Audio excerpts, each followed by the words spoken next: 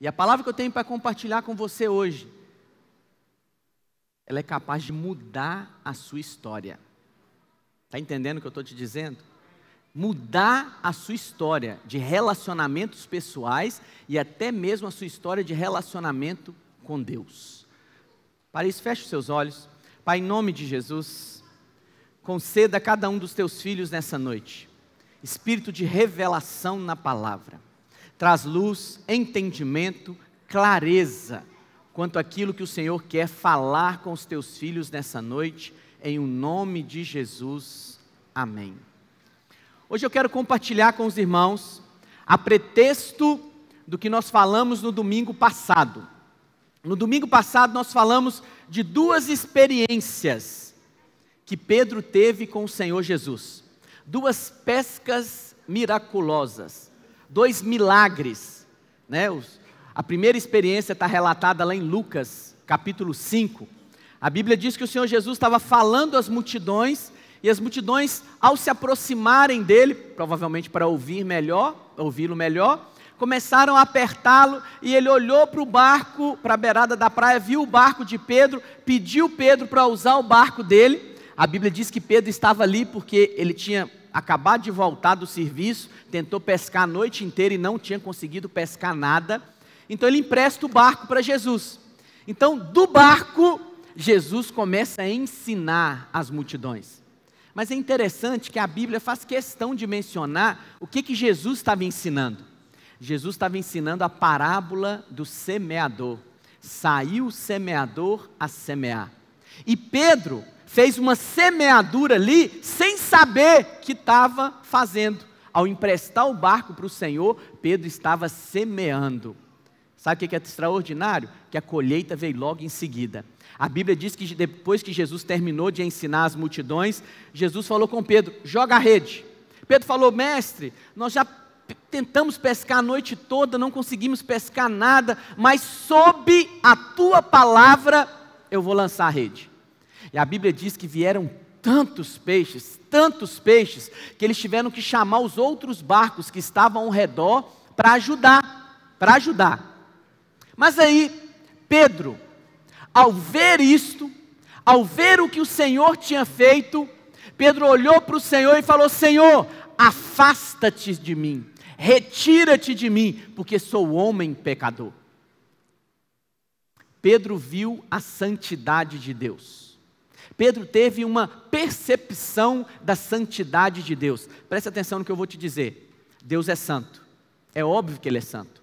Os anjos relatados lá em Apocalipse, quando eles vão adorar o Senhor, eles mencionam santo, santo, santo, 3 vezes, porque 3 é um número que significa completude. O Senhor é perfeitamente santo.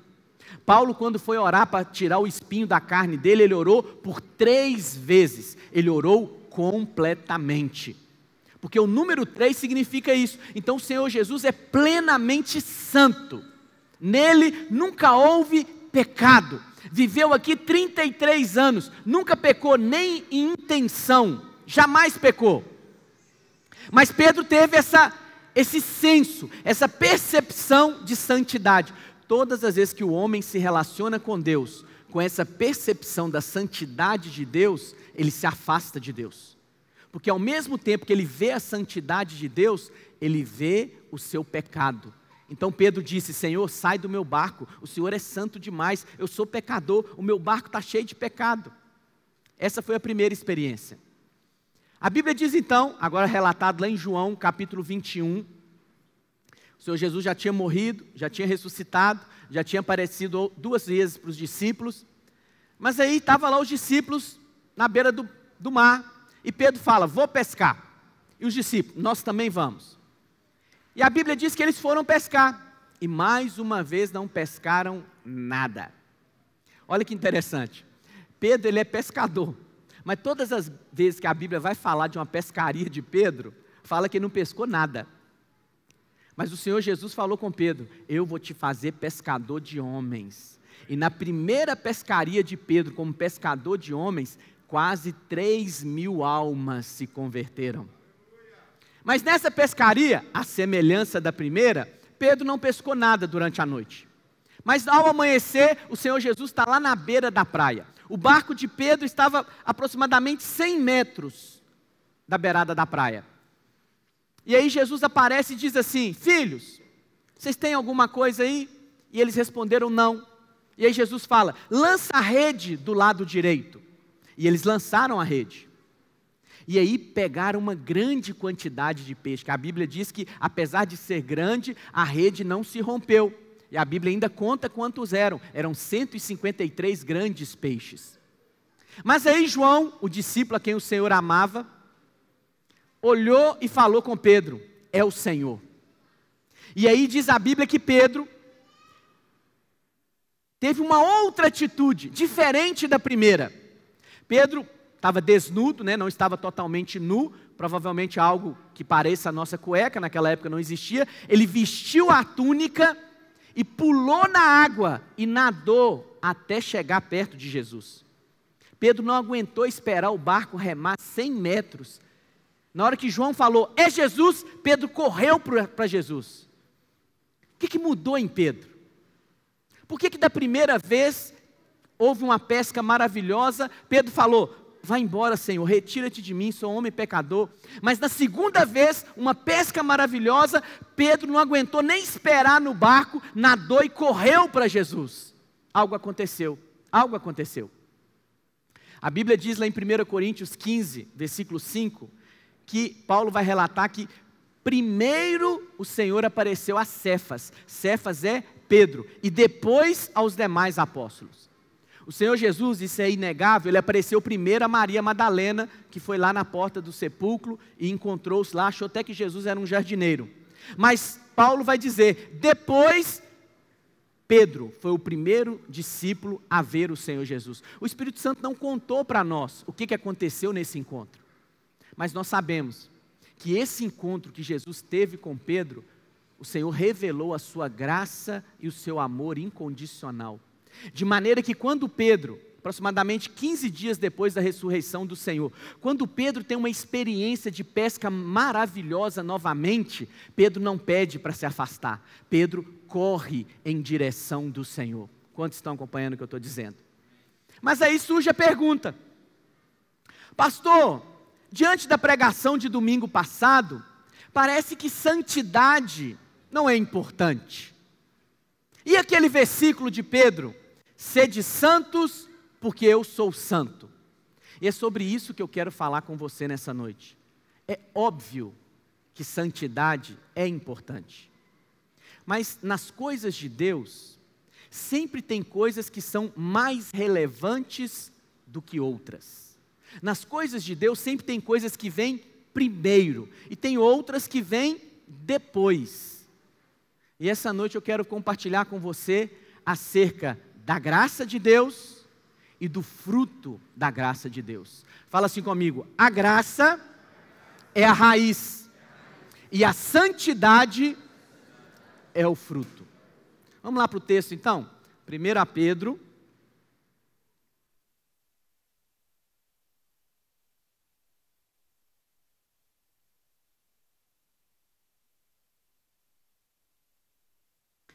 Pedro 1, versículo, vamos ver o versículo 16 primeiro, que é esse que eu mencionei para os irmãos.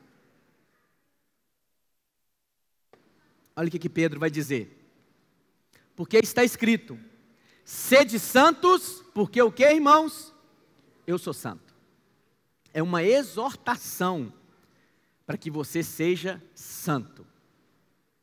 Mas se você pegar qualquer versículo da Bíblia de maneira isolada, você pode ter uma interpretação equivocada. O que eu quero dizer com isso? Um irmão perguntou: pastor, lá em Reis, Deus falava que ia trazer juízo para o povo. O povo desobedecia e realmente o juízo vinha. Então, Deus não vai trazer juízo, ira mais sobre as pessoas? A primeira pergunta que você tem que fazer é: aonde está escrito esse versículo? Está no Novo ou está no Velho Testamento? Porque isso é muito importante, isso é chave.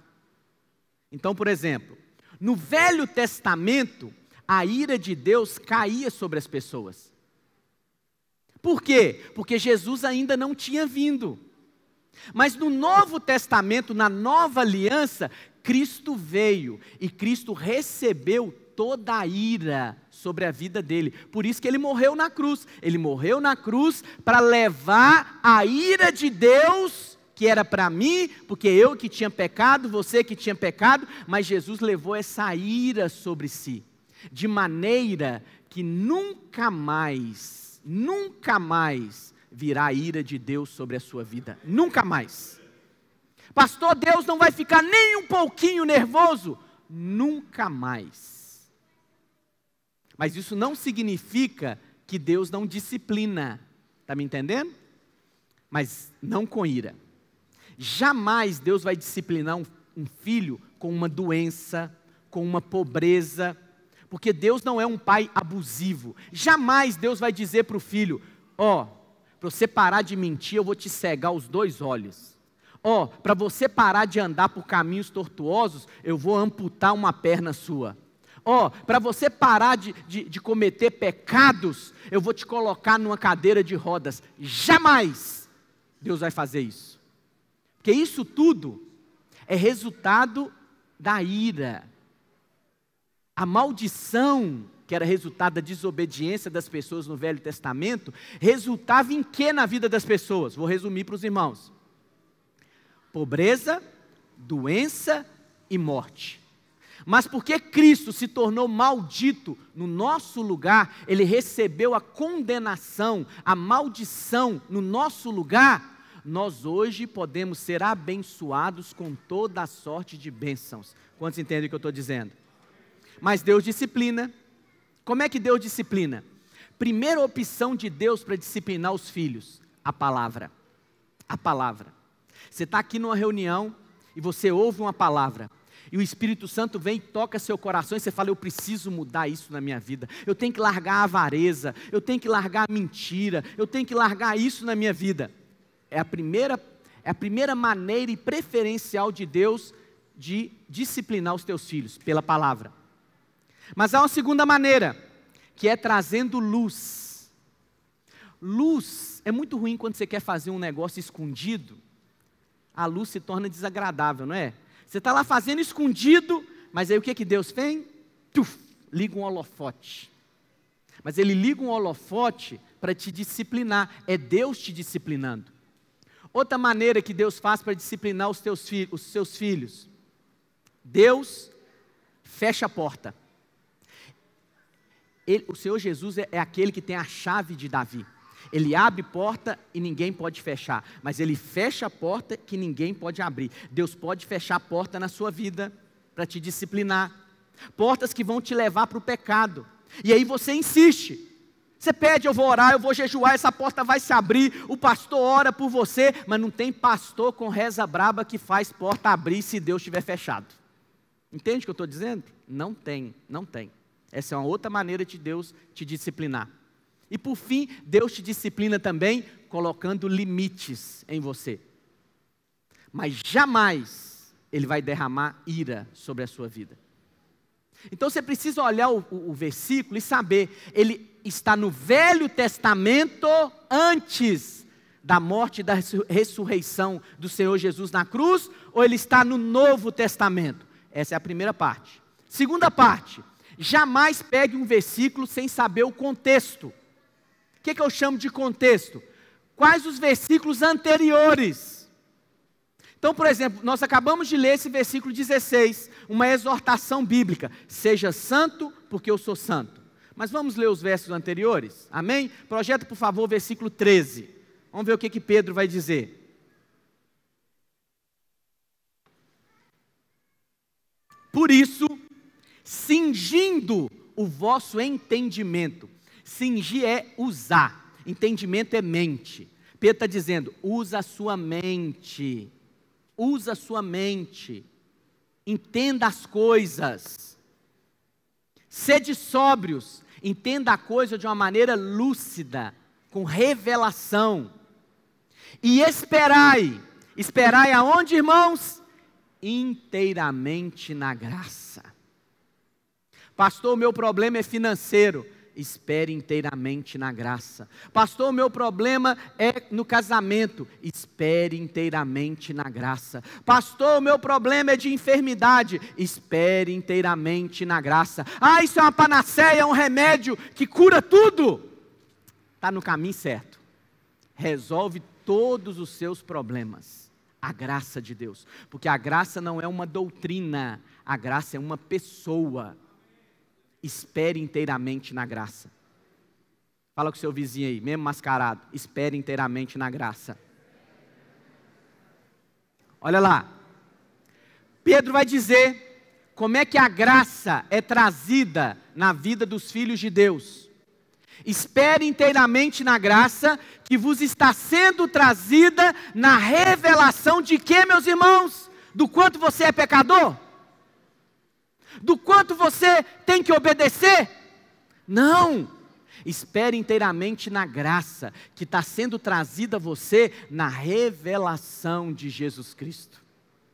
Pedro está dizendo, fica na graça, permaneça na graça. E essa graça vai ser trazida a você na revelação de Jesus Cristo. Revelação é ver. Quanto mais você vê Jesus, mais graça você recebe. Quanto mais você vê a obra de Cristo, quanto mais você entende a grandiosidade da cruz do Calvário, do que é Deus, se fazer homem, encolher, ir para o útero de uma mulher, e depois as pessoas blasfemarem e chamar essa mulher de mãe de Deus, e se tornar homem, e ser caluniado, ir para uma cruz. Quando você entende a grandiosidade, você está vendo Jesus. E o que Pedro vai dizer? Ao ver Jesus, a obra dele, graça é acrescentada na sua vida. Próximo. Como filhos da obediência. Você é filho da obediência. Você não é mais filho do maligno, porque o diabo é o filho da desobediência. Pastor, mas eu acabei de desobedecer aqui, eu menti, eu fiz isso aqui errado. Esqueça o que você fez, não é isso que vai determinar a sua natureza. Você é filho da obediência. Está me entendendo? Essa é a sua identidade. Você é filho da obediência. Você foi feito filho de Deus. Você tem a natureza de Deus em você agora. E porque você tem a natureza de Deus, não vos amoldeis as paixões que você tinha antes, na sua ignorância. Versículo 15. Pelo contrário, segundo é santo, segundo é obediente o seu Pai, e você tem a mesma natureza do seu Pai, você também é santo, você também é obediente. Então ande nesse caminho. Tornai-vos santos também vós, mesmos em todo o vosso procedimento. E aí vem o versículo. Porque está escrito, sede santos, porque eu sou santo. Quantos entenderam a sequência? O texto não está dizendo para você se esforçar para ser santo. O texto está dizendo, você tem a natureza do seu Pai. Você é santo, então ande de acordo com a sua natureza. Amém? Mas o texto que eu quero meditar com os irmãos nessa noite é o texto de Hebreus. Vamos lá para Hebreus.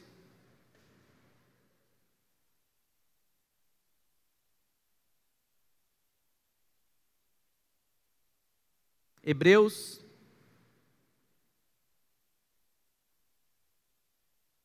capítulo 12, versículo 14.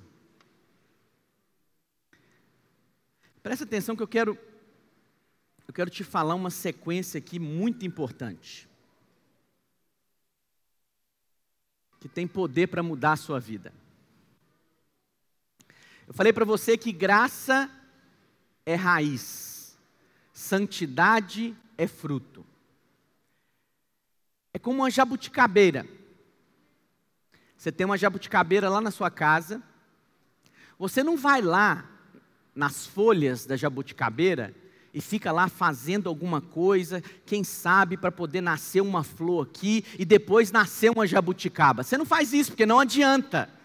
O que você faz? Você cuida da raiz, você joga água na raiz, você aduba a raiz, você remove ali ervas daninhas. Por quê? Se a raiz da jabuticabeira estiver saudável, automaticamente ela vai produzir jabuticaba. Você é essa jabuticabeira. Para você nascer frutos de santidade na sua vida, santidade e obediência, a princípio, no original mesmo, santidade não é nem ausência de pecado. Santo, o contrário de santo é comum. Sabia disso? Comum. Então, por exemplo, no Velho Testamento, até animais poderiam ser chamados de santos. Então, por exemplo, tinha um boi lá fora, ele era um boi comum. Mas quando aquele boi era trazido para a casa de Deus, ele era separado para Deus, ele agora era um boi santo. Você tinha materiais lá de uso comum, mas quando aquele material era trazido para a casa de Deus, ele agora saía do seu uso comum e se tornava santo. Então, santo, ser santo, é o contrário de ser comum. Antes você era uma pedra comum, você estava numa cascalheira aí qualquer, mas aí o Senhor foi e te tirou, e te trouxe para a casa dele, de maneira que você foi feito agora pedra viva, e você é utilizado para a edificação da casa de Deus. Você não é mais uma pedra comum, está me entendendo? Você agora é pedra viva, você foi separado, santificado para Deus. Quantos estão entendendo o que eu estou dizendo? Mas nós vamos falar de santidade no sentido de obediência. Então você tem frutos na sua vida, e você quer ter frutos de santidade, mas se você focar no fruto em si, não vai gerar resultado na sua vida. Você precisa cuidar da raiz, e a raiz é a graça de Deus. Quanto mais você entende a graça de Deus, o seu favor imerecido, o seu amor incondicional, mais você vai produzir frutos. Está me entendendo? Frutos. Então, por exemplo, você tem lá seu marido, um incircunciso. Porque eu estou ensinando meus filhos a xingar palavrão. Porque eles ouvem muitos palavrões feios na rua. Eu falo, eu vou te ensinar palavrão bíblico. Se alguém te xingar do nome feio, você vai falar seu incircunciso, seu filho de filisteu.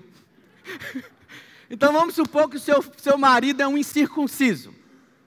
E aí uma irmã disse uma vez, pastor, eu falei para o meu marido, você cuidado com o que você faz comigo, porque eu sou menina dos olhos de Deus. É verdade isso, irmãos? Sim. Mas isso não está nutrindo o marido. Se essa irmã quer ver frutos no marido, ela tem que cuidar da raiz do marido. Então ela tem que falar para o marido, você é menina dos olhos de Deus, você é amado de Deus. Se o Senhor Jesus amou Pedro, que negou ele 3 vezes, por que ele não vai te amar? Você nem negou Jesus. Se o Senhor Jesus pegou Pedro, depois de ter traído ele por 3 vezes, e colocou ele para ser coluna na casa de Deus, escolheu Pedro no meio dos outros discípulos, para edificar a igreja, para cuidar das ovelhas, quanto mais você. Mas você pergunta para a irmã, o que você vai dizer para o seu marido? Cuidado com a ira de Deus, você vai para o inferno de cabeça para baixo. Você não está cuidando da raiz. Quantos entendem o que eu estou dizendo? Você quer ver frutos na sua vida ou na vida de outros? Cuide apropriadamente da raiz. A raiz é a graça de Deus, a raiz é o favor imerecido, a raiz é o amor incondicional. E como Pedro, naquele primeiro texto que nós lemos, como que a graça é trazida para a sua vida? Na revelação do Senhor Jesus Cristo. Quanto mais você medita na obra de Cristo, mais graça vem para a sua vida. E aí forma um círculo virtuoso. Você espera na graça, inteiramente na graça. Como resultado de uma raiz saudável, você vai produzir frutos de santidade. Aí, como recompensa, Deus vai te dar você vai ver mais do Senhor. Quando você vê mais do Senhor, Pedro vai dizer, mais graça é trazida para a sua vida. Aí você recebe mais graça, produz fruto de santidade. Ao produzir fruto de santidade, Deus te fala, eu vou te dar como recompensa ver Jesus Cristo. Você vai conhecer mais da obra de Cristo. Você vai ter mais revelação da obra de Cristo. Aí o que acontece? Mais graça é trazida para a minha vida. Quantos entendem o que eu estou dizendo? Mas no texto de Hebreus, vamos lá para Hebreus. Eu quero falar para os irmãos nessa noite, 2 frutos de quem não está andando na graça. 2 frutos de quem saiu da graça de Deus. Não é que ele perdeu a salvação. Ele não está mais tendo como base na vida dele a graça de Deus. 2 frutos. Quantos frutos, irmãos? Então vamos lá. Hebreus 12, 14. Segui a paz com todos e a santificação. Então a primeira exortação é, tenha paz com todos.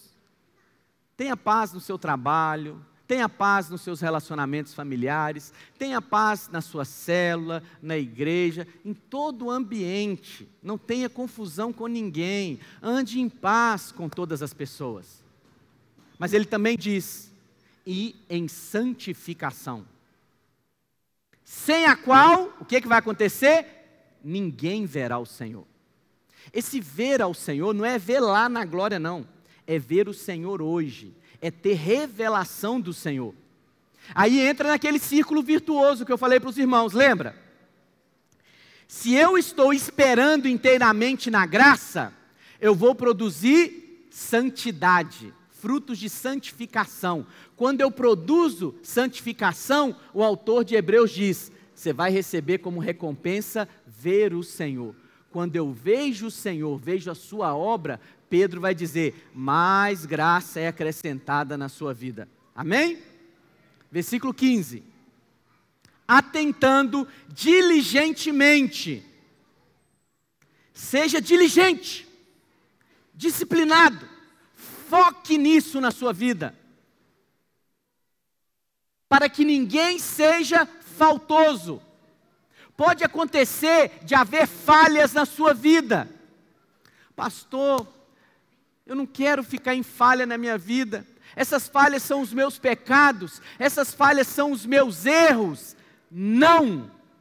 O autor de Hebreus está dizendo, não haja falha na sua vida, que você não seja encontrado faltoso. Em quê?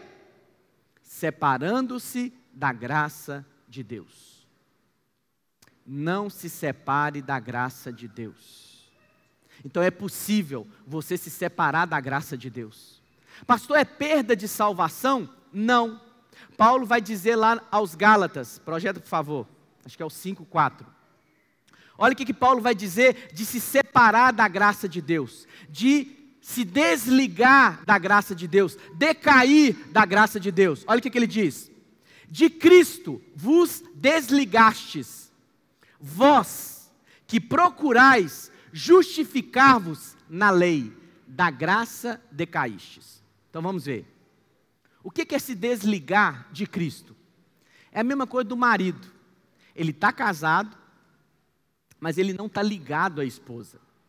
Ele não desfruta da esposa. Ele não tem momentos de comunhão com a esposa. Apesar dele estar casado com a esposa, ele é um marido que está desligado da esposa. Entende o que eu estou dizendo? Assim é Cristo na sua vida. Se você não estiver na graça, Cristo, apesar de você ser salvo, Cristo não tem poder na sua vida. Por quê? Pastor, como é que isso acontece de um filho de Deus se desligar de Cristo? É perder salvação? Não! É fazer o quê? Procurar justificar na lei. E a lei aqui é a lei dos mandamentos. Lá em Romanos 7 vai dizer, você pode ler depois, não é lei cerimonial, é lei de mandamento. O que é o Filho de Deus querendo se justificar na lei? Senhor, tu sabes o quanto eu tenho sido fiel. Senhor, tu sabes que não é fácil para mim ser pastor. Eu trabalho fora, eu tenho família, ainda vem cuidar dos irmãos. Tu sabes que eu sou fiel, Senhor. Então agora o Senhor tem que abençoar o seu servo. Entende o que eu estou dizendo? Quando você tenta barganhar com Deus, baseado na sua própria justiça, Paulo vai dizer, você está desligado de Cristo. Está desligado de Cristo. Por isso, filho, jamais confie na sua justiça própria. A sua justiça própria, a Bíblia vai dizer que é trapo de imundícia. É trapo, é tecido que usava para menstruação. Jamais tente se justificar diante de Deus confiado na sua obediência, na sua obra. Jamais, jamais. Porque tem crente assim, né? Vai 2 crentes para o céu. Aí está lá 2 crentes na fila, um vira para o outro e fala assim, você está aqui por causa de quê? Eu estou aqui só por causa da graça de Deus. Ah, é? Eu não. Eu estou aqui porque eu fui um crente fiel.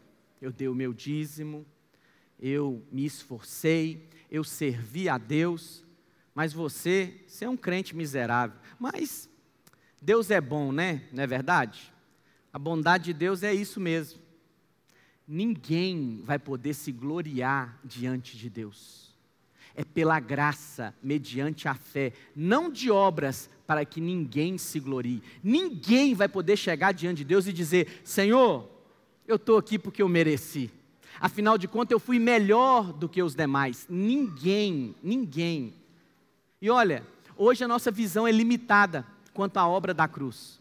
Mas naquele dia que você estiver diante de Deus, você vai poder contemplar a grandiosidade desse amor, dessa graça. Você fala, meu Deus, o que eu estou fazendo aqui? Eu merecia o inferno, e mesmo assim eu estou aqui, Senhor, é muita graça. Aí a Bíblia diz que o anjo vai chegar e vai colocar uma coroa na sua cabeça, e você vai falar, que é isso? Não, essa coroa não é para mim, essa coroa é dele, porque tudo foi por causa dele, tudo foi ele que fez, e você vai pegar a sua coroa e vai depositar nos pés dele. Entende o que eu estou dizendo? Você vai simplesmente reconhecer que a coroa que você recebeu foi graça também. Foi graça também. Tudo é pela graça de Deus. Nada é porque nós merecemos alguma coisa. Eu sei que às vezes as pessoas dizem, na videira tudo é justiça própria. Escutei isso recentemente. Uma pessoa me dizendo, pastor, fulano não quer conversar com o senhor, porque ele já sabe o que o Senhor vai dizer para ele, que é justiça própria. Porque na videira tudo é justiça própria. E realmente tudo é justiça própria. Quem abre mão da sua justiça própria, ele não fica magoado. Quem abre mão da sua justiça própria, ele não fica contrariado. Como falam assim comigo? Como me cobram tanto? Eu estou aqui sem ganhar nada. E ainda tem essa cobrança, essa pressão sobre a minha vida, é por causa da justiça própria. Quem abre mão da justiça própria, ele entende, eu estou no lucro, meu amigo, eu estou no lucro. Deus poderia escolher tantos para serem líderes na casa dele e me escolheu. Isso é graça de Deus sobre a minha vida. Quantos entendem o que eu estou dizendo? Volta lá para o texto de Hebreus, e aí Paulo vai dizer, da graça decaístes. Porque a graça é um patamar mais elevado, a lei é um patamar mais baixo. Quando você sai da graça, você cai para o nível da lei. Você se desliga de Cristo, Cristo perde efeito na sua vida. Está me entendendo? Porque você está procurando se justificar baseado na sua própria obra, baseado na sua própria obediência. Fuja disso. Fuja. Porque no mesmo dia, você pode ficar alternando isso na sua vida. Graça, lei. Eu caio para a lei, o irmão me contraria, eu falo, esse irmão está achando o quê, que eu estou por conta dele? Não, eu sou um cara ocupado, ele está achando o quê? Está chegando atrasado, está marcando comigo, não... Aí eu caí na lei, Senhor me perdoe, eu amaldiçoo essa justiça própria, aí eu volto para a graça e ganho em favor, mas depois eu penso, não, essa mulher está abusando de mim, essa mulher arruma uma pedição, ela está achando que eu já trabalho o dia todo, tem essas crianças, ainda tem que tomar conta dessas crianças, eu caio para a lei de novo, eu falo, Senhor, tem misericórdia do teu servo, Senhor, me arrependo dessa justiça própria, eu volto para a lei de novo e acho favor. Quantos estão entendendo? Volta lá para Hebreus. Então o autor de Hebreus vai dizer: não se separe da graça de Deus. Pedro vai dizer naquele texto que nós lemos anteriormente: espere inteiramente na graça de Deus, porque você vai ver o Senhor. Versículo 15. Atentando diligentemente, porque ninguém seja faltoso, separando-se da graça de Deus. Agora vem os dois frutos que eu falei para os irmãos. Qual é o fruto que você encontra na vida da pessoa que é resultado que ela não está vivendo na graça de Deus? Que ela se separou, que ela desligou da graça. Dois frutos: amargura e impureza. Nem haja alguma raiz de amargura que brotando vos perturbe, e por meio dela muitos sejam contaminados. Primeira coisa que acontece na vida de alguém que decaiu da graça, que resolveu andar na justiça própria, ele se torna uma pessoa amargurada. A pessoa amargurada, ela critica, ela o tempo todo cobra justiça. E a internet está cheia de gente amargurado, que coloca umas coisas que parecem piedosas, mas é cheio de amargura. Eu estou frustrado com a igreja. Porque o pastor não lembrou do meu aniversário. Porque o fulano não foi orar por mim. Na igreja não tem nada que presta. É um coração amargurado. Presta atenção. Se você é tão superior aos outros, perdoe. Porque a amargura, as pessoas amarguradas, elas têm razão. Realmente têm. Uma pessoa estava compartilhando algo comigo. Falou: pastor, fulano teve um problema, e ele me contou a versão da história dele. Pastor, ele tem razão. Seu irmão, você tem encargo pela vida desse irmão? Tem, pastor. Então manda ele sair da justiça própria já. Se ele quer favor na vida dele, sai da razão. Perdoa. Reconhece que ele não merece nada. Pensa bem, Pedro. João chega e pisa no pé de Pedro. Vocês acham que Pedro vai falar assim: João, você pisou no meu pé, olha onde você anda? Não, Pedro não está nem aí. Pedro fala: o que é uma pisada no pé? Eu neguei Jesus, meu irmão. Jesus me perdoou. Eu não vou perdoar uma pisada de pé? Entende o que eu estou dizendo? Mas quem decaiu da graça, está cheio de justiça própria, ele é alguém amargurado, injustiçado, porque ele acha que o outro não fez para ele o que ele deveria fazer. Como falam comigo assim? Como me tratam assim? Como esquecem de mim? Afinal de contas, eu sou uma pessoa muito boa. Quer um exemplo simples? Chega numa fila e se sinta indignado por enfrentar uma fila. Justiça própria purinha, que você acha que é melhor do que os outros que estão na fila. Então você reclama. Chega no atendimento e você tem que esperar 30 minutos, 40 minutos, 1 hora. Você reclama, porque está cheio de justiça própria. Eu mereço um governo melhor. Eu mereço um atendimento melhor.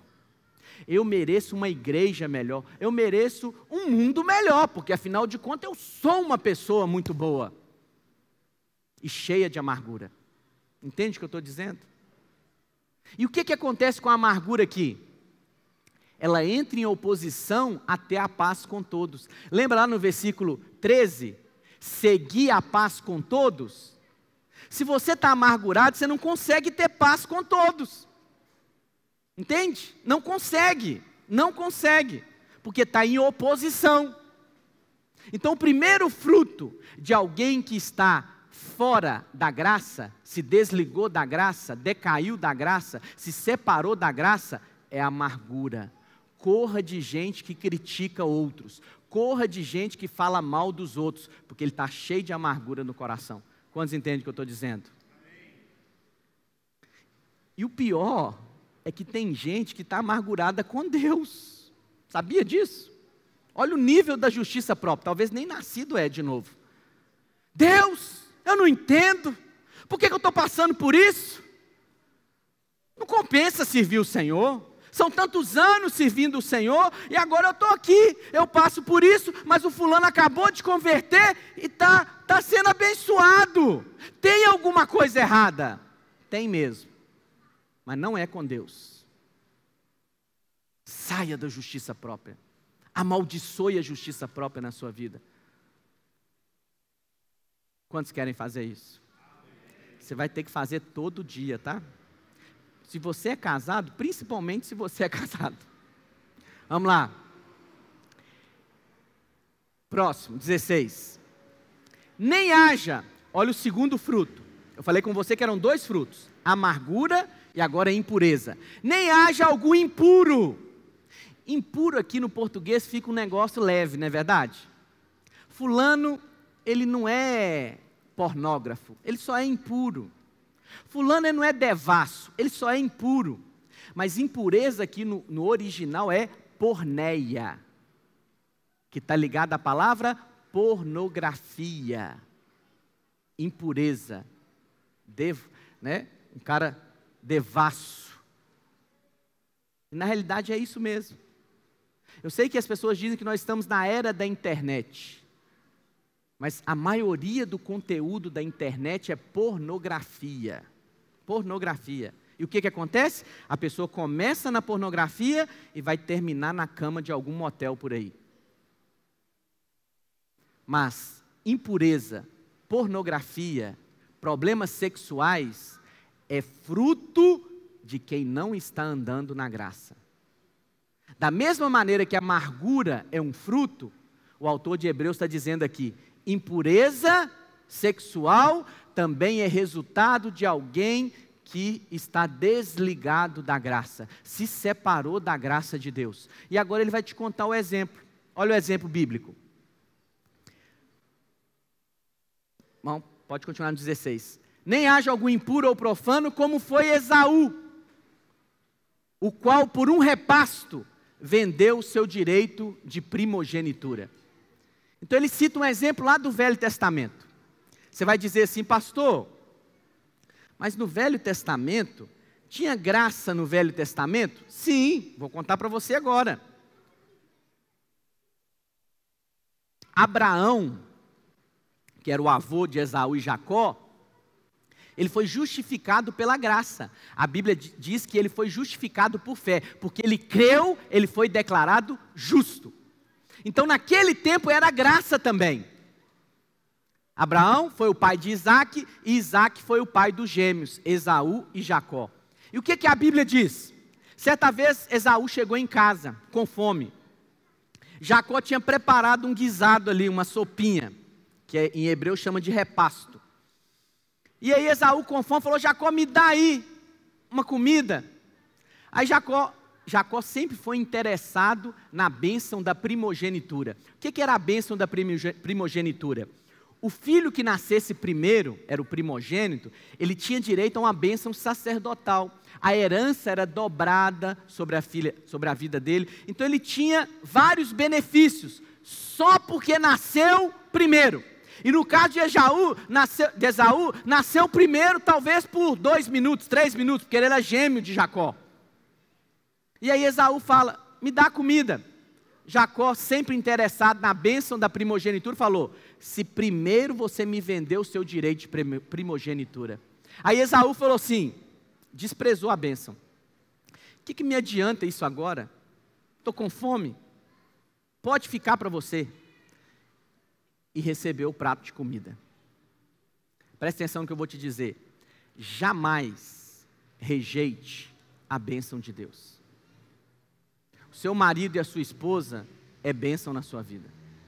O seu trabalho é bênção na sua vida. Jamais chame a bênção de Deus e a rejeite. Jamais faça isso. Mas aí ele rejeitou a bênção de Deus. A Bíblia diz que Isaac então envelheceu. E antes de Isaac morrer, Isaac então foi dar a bênção da primogenitura. Jacó, chamado de enganador, enganou o pai ali em conluio com a mãe e recebeu a bênção. Aí chega Esaú. Esaú tinha saído para caçar um animal para Isaac comer. Esaú chega e pede a bênção. E Isaac diz, eu já dei para o seu irmão chegou aqui, falou que era você, eu dei para ele a bênção. E Esaú falou, pai, me dá a bênção, desfaz o negócio.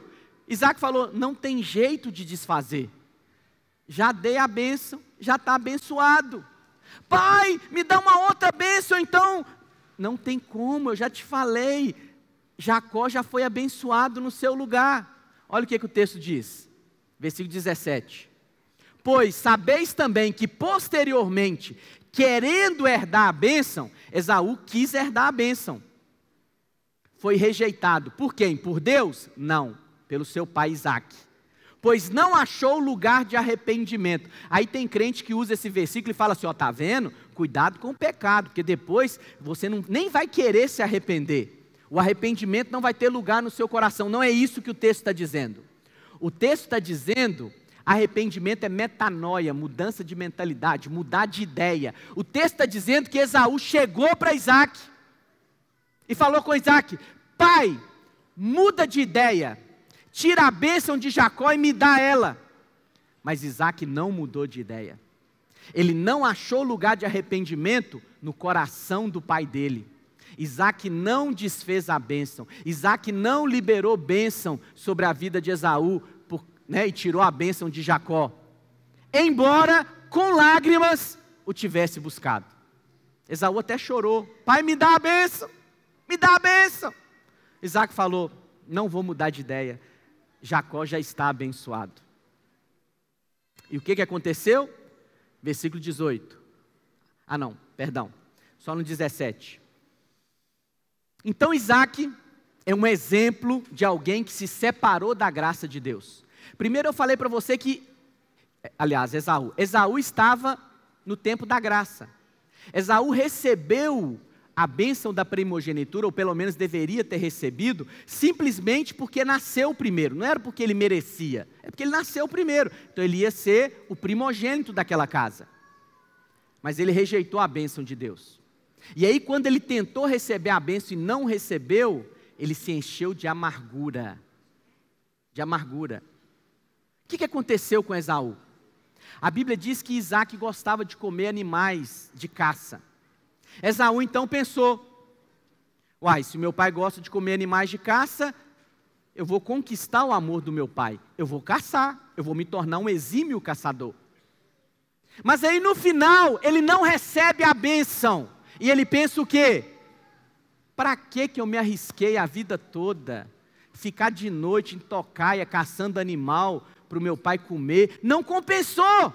E porque ele se encheu de amargura, a Bíblia diz lá em Gênesis, que ele saiu e foi em outros povos, até povos de Ismael, que era o irmão de Isaac rejeitado, não fazia parte da aliança. Foi lá e casou com outras mulheres. Lá em Gênesis, não nos conta o detalhe, mas aqui em Hebreus fala, Esaú ficou amargurado, primeiro fruto, e depois ele foi impuro, devasso. Ele foi atrás de mulheres.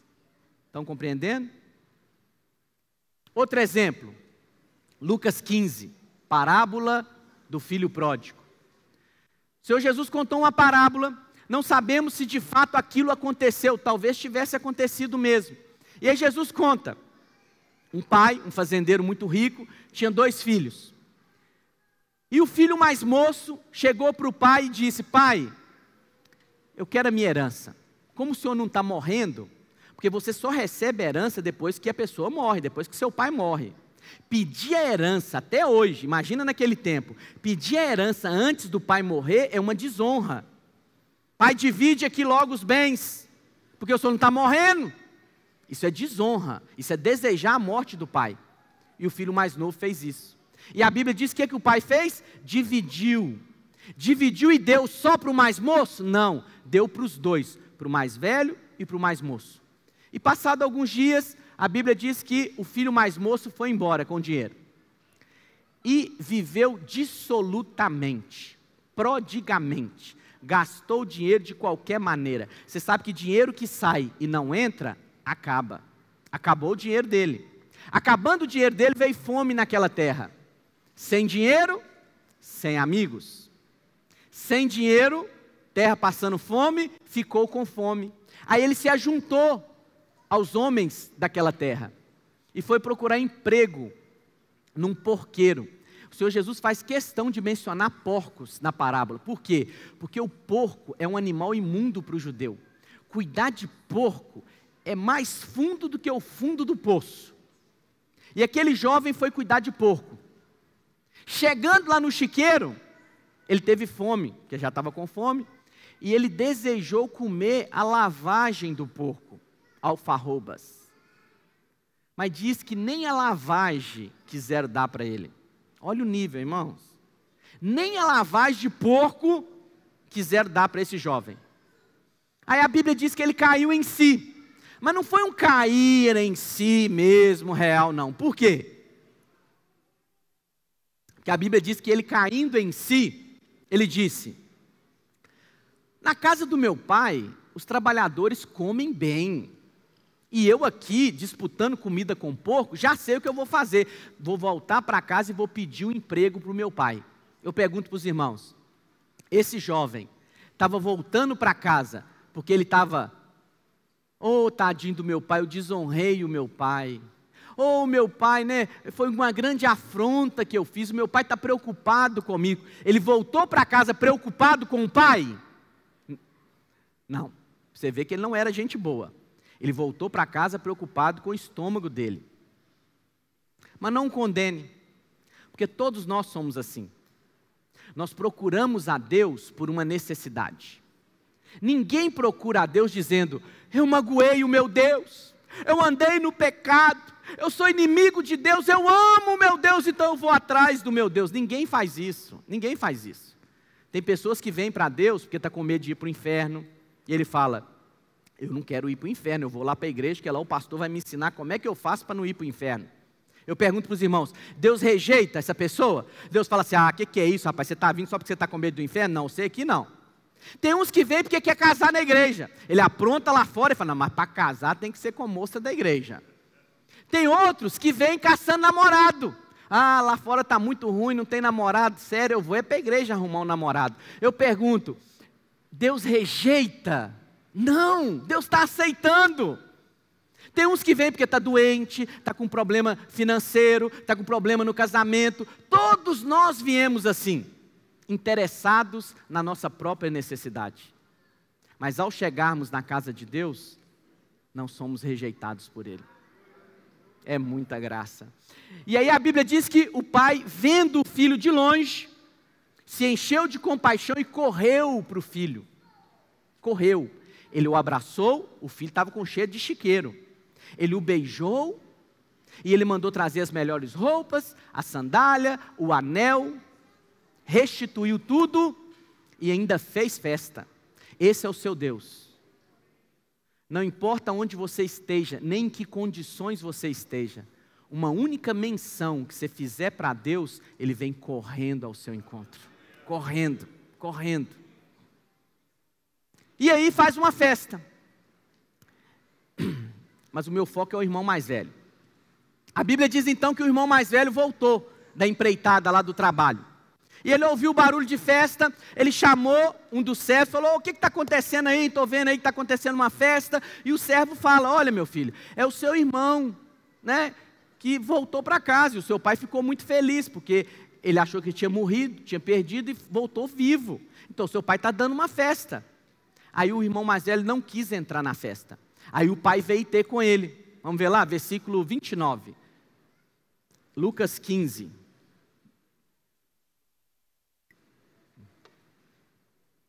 Olha o que diz. Lucas 15, versículo 29.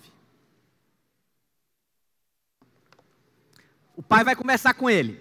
Mas ele respondeu a seu pai: há tantos anos que te sirvo, sem jamais transgredir uma ordem tua. Mentira. Mentira. Tem crente que acha que não desobedece a Deus, que anda na linha. Mentira. E nunca me deste um cabrito. Uau! Ele estava trabalhando na casa do pai, porque ele queria salário. Ele não estava servindo o pai por amor. Ele queria salário. E o que acontece? Porque ele não recebeu o cabritinho, ele magoou. Porque ele não recebeu o que ele queria, ele magoou. Se encheu de amargura. Amargura. Todas as vezes que você serve a Deus, interessado na barganha, você não vai receber aquilo que você julga que merece receber. E aí o que acontece? Você se amargura. Você se sente injustiçado. Esse é o primeiro fruto de quem saiu da graça. Por quê? Porque quem serve a Deus na lei, ele serve a Deus na barganha. Eu devolvi para receber. Eu estou investindo porque eu quero algo em troca. Então ele está vivendo na lei. Agora quem serve a Deus na graça, ele fala, eu já tenho recebido tanto, tanto, tanto. Eu sou tão agraciado que eu só vou servir a Deus. Mas eu vou servir a Deus não é para receber dele. Eu vou servi-lo porque eu reconheço que eu já tenho recebido sem merecer. Porque tem gente que transforma graça em recompensa. Não, eu vou me comportar bem, eu vou servir a Deus com zelo, com encargo, para eu receber graça de Deus. Aí não é graça, porque a própria palavra graça é favor imerecido. Se você tem que fazer para receber, é favor merecido, meu filho. Paulo vai dizer lá em Romanos 4, é salário, é salário. Mas graça não é salário, graça é favor imerecido. Graça é o trabalhador que não trabalhou, mas vai lá na cara de pau e fala, o que você está fazendo aqui? Vim receber meu pagamento. Graça é o trabalhador que crê no Deus que justifica o ímpio. Amém? Então primeiro ele ficou amargurado. Nunca me deste um cabrito sequer para alegrar-me com os meus amigos. Versículo 30. Vindo, porém, esse teu filho, vê, não é nem meu irmão, olha o coração amargurado, é teu filho, que desperdiçou os teus bens com o que, irmãos? Prostituta, garota de programa. A Bíblia não cita isso. A Bíblia, quando cita que o jovem foi embora de casa com o dinheiro, ele gastou dissolutamente, prodigamente. Gastou de maneira, leviana. É óbvio que a gente supõe que tem mulher envolvida no meio. Drogas, bebidas, mulher, farra e pronto, noitadas. Mas de tudo que o irmão mais velho poderia falar, esse teu filho gastou na jogatina. Esse teu filho gastou com os vícios, com as drogas. De tudo que ele poderia falar, ele falou. Gastou com prostituição, com prostituta. Olha a outra raiz, o outro fruto, aliás, perdão. Impureza. Porque você só julga no outro, você só projeta no outro aquilo que você tem dentro de si. Entende? Se você está o tempo todo cobiçando dinheiro, você vai achar que todo mundo só está interessado em dinheiro.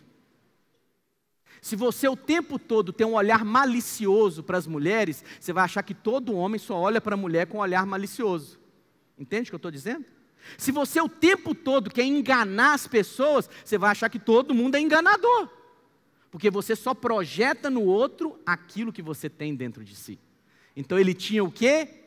Impureza. Impureza. 2 frutos de quem desliga da graça: amargura e impureza sexual. Queria chamar os irmãos do louvor aqui. Outro exemplo, não está aí no seu boletim: Absalão. Absalão é filho do rei Davi. A Bíblia diz que um meio-irmão, Amnon, de Absalão, ele estuprou a irmã de Absalão. E Davi não fez nada. Absalão ficou frustrado com Davi, amargurado. E ele matou o irmão dele, o meio-irmão, só por parte de pai. Mas a Bíblia diz então que ele fugiu, se encheu de amargura contra o pai dele. E aí, passados os anos, ele voltou para casa, depois armou uma guerra contra Davi. Davi teve que ir embora, fugido. Depois que Davi sai de Jerusalém, qual que é a primeira atitude que Absalão tem? A Bíblia diz que ele pega as concubinas do pai e vai dormir com elas, fazer sexo com elas em praça pública. Quem é que faz sexo diante dos olhos das pessoas em praça pública? Olha o tamanho da devassidão, do pecado, da libertinagem. 2 frutos: ficou amargurado com o pai e depois produziu o fruto da impureza sexual. A pornografia é um problema que acontece no meio da igreja. E não acontece só com homens não, mulheres também. Os pastores veem o problema, eles querem combater o problema. Mas eles combatem o problema atacando o fruto. Atacando o fruto. Tira o computador, corta a internet, faz isso, faz aquilo. Mas não resolve, não resolve. Porque a impureza sexual, ela é fruto de uma raiz que está desligada da graça. Eu não vou fazer apelo nesse sentido. Mas se você tem tido problemas com isso, imagens da internet, e você tem tido lutas a esse respeito, se pergunte para Deus hoje: será que eu entendo tanto que eu sou amado? Será que realmente eu compreendo o amor de Deus por mim? Porque filhos amados, filhos que são supridos, nutridos pelo amor incondicional do Pai, que tem a graça na raiz da sua vida, ele vai produzir como fruto santidade. Mas vai ser algo natural, vai ser algo natural. Por isso que é o alimento, nesse tempo da graça, presta atenção no que eu vou te dizer. Nesse tempo da graça, o alimento para a sua vida é o amor de Deus. Eu sei que algumas pessoas pensam que isso é básico. Não é, não é. Isso é o mais profundo que existe. Todos os dias você se alimentar do amor de Deus. Todos os dias você abrir a sua boca e declarar: Deus me ama, Ele está comigo. Deus me ama, Ele não poupou nem o filho dele, o que Ele vai me negar? Eu sou amado de Deus. Experimenta fazer isso. Na hora que você estiver na tentação, experimenta abrir a sua boca e declarar: eu sou amado de Deus, Deus me ama. Senhor, o Senhor conhece a minha fraqueza, Senhor, mas me salva, me ajuda, porque eu sou amado de Deus, o Senhor não me abandonou. Experimenta fazer isso. Experimenta ouvir CD que fala do amor de Deus sobre a sua vida. Ouça isso, se alimente-se disso. Quanto mais você se alimenta do amor e da graça de Deus, mais forte você fica. Está me entendendo? Mais forte você fica. Sabe o que acontece? Você ouve essa verdade e você dorme, acorda. Dorme, acorda. E você começa a produzir frutos. E as pessoas dizem: você mudou. Eu mudei? Eu mudei não. Não, mudou, mudou. Aí você fala: mas eu não estou vendo. Eu não estou me esforçando para mudar. Eu só estou me alimentando corretamente. Eu sou amado de Deus. Fique de pé no seu lugar. Nós vamos ministrar essa canção. Depois eu vou orar com os irmãos antes da ceia. E o Espírito Santo de Deus vai testificar, vai selar essa verdade no seu coração. Você é amado, amado, amado. E quanto mais a sua raiz recebe esse nutriente poderoso da parte de Deus, mais frutos você vai produzir. Amém? Ministra ao Senhor essa canção. Os irmãos podem distribuir os elementos da ceia.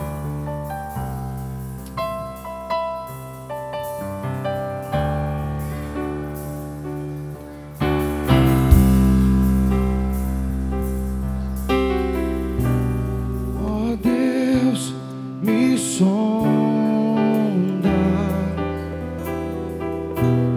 conheces-me,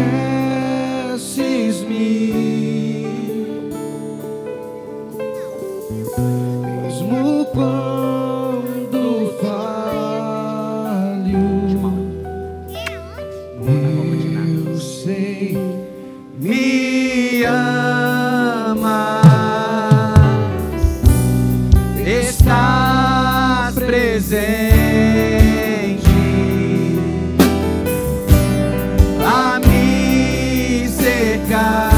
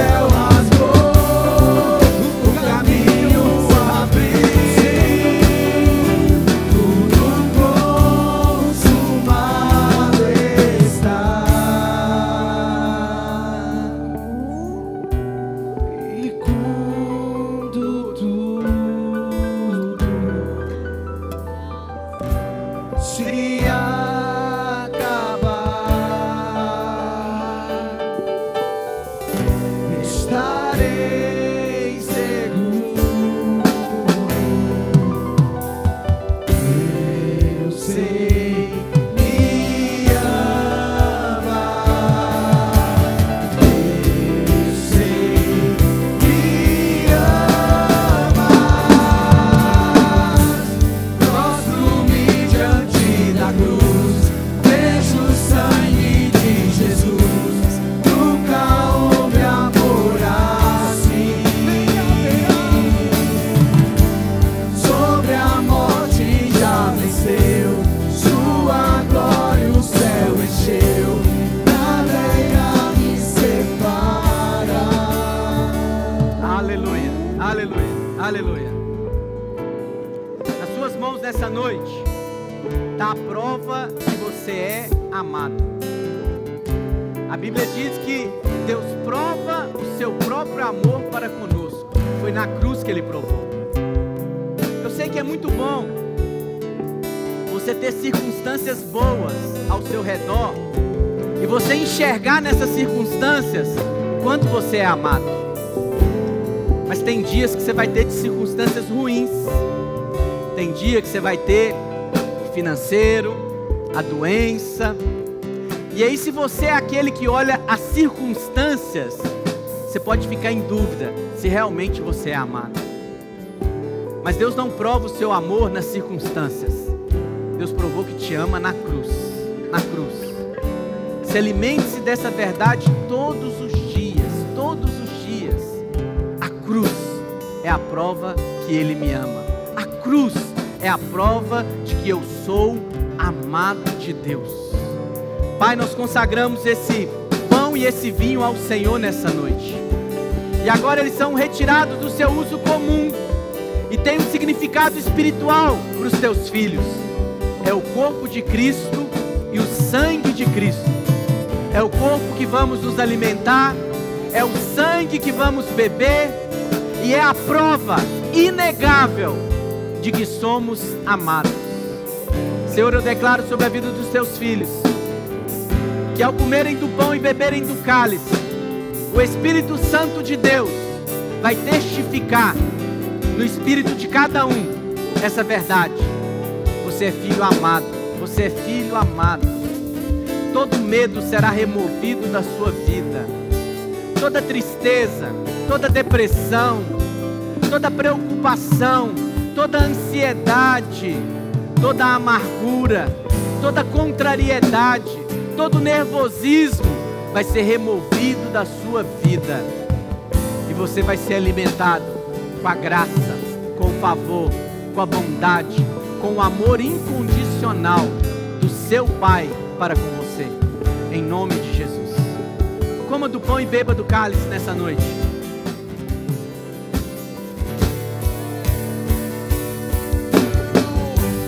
Prostro-me diante da cruz, vejo o sangue de Jesus. Nunca houve amor assim. Sobre a morte já venceu, sua glória o céu encheu. Nada irá me separar. Prostro-me diante da cruz, vejo o sangue de Jesus. Nunca houve amor assim.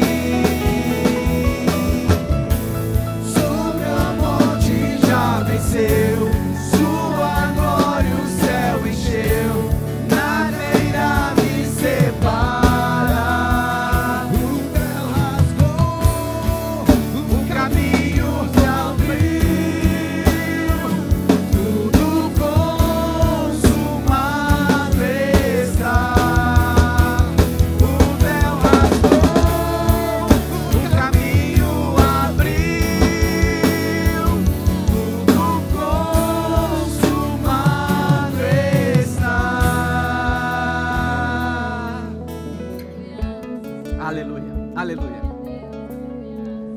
Nesse tempo de restrição, não podemos abraçar uns aos outros que não sejam da nossa família.